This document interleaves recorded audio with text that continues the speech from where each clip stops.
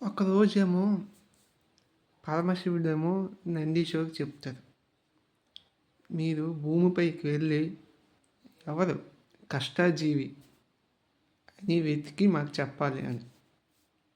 అప్పుడు నందీశ్వరుడు భూమిపైకి వచ్చి మొత్తం తిరుగుతాడు. తిరిగి, స్వామి, మనుషులకంట ఒక జంతువులు ఉన్నాయి, ఆ జంతువు పేరే చీమ. చీమ ఎంత కష్టపడుతుంది, ఎంత తెలివైంది, చాలా కష్టపడుతుంది అని చెప్పారు.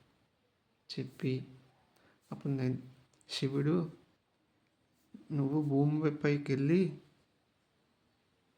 వాళ్ళని అంటాడు. భూమిపైకి వెళ్ళి మా శివుడు మిమ్మల్ని పిలుస్తున్నారని చెప్తే చీమలన్నీ వెళ్తాయి.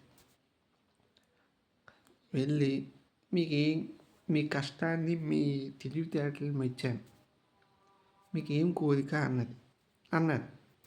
అంటే చీమలు, స్వామి, మేము ఎవరెవరిని కలుస్తామో వాళ్ళు వెంటనే చచ్చిపోవాలి అన్నారు. ఒక్కసారి శివుడు ఆలోచించి షాక్ అయ్యారు. వీళ్ళు చేసిన పనులు ఇవన్నీ బాగానే ఉన్నాయి, కానీ వీళ్ళ మైండ్లో ఎంత ఉందా అని షాక్ అయ్యారు. షాక్ అయ్యి శివుడు రివర్స్గా వరం ఇచ్చారు.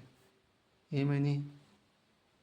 మీరు ఎవరినైతే కలుస్తారో వాళ్ళు తక్కువని మిమ్మల్ని కొట్టి చంపేస్తారని.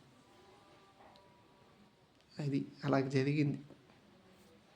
అందుకే ఒకరిని పోవాలని కోరుకుంటే మనమే పోతాం.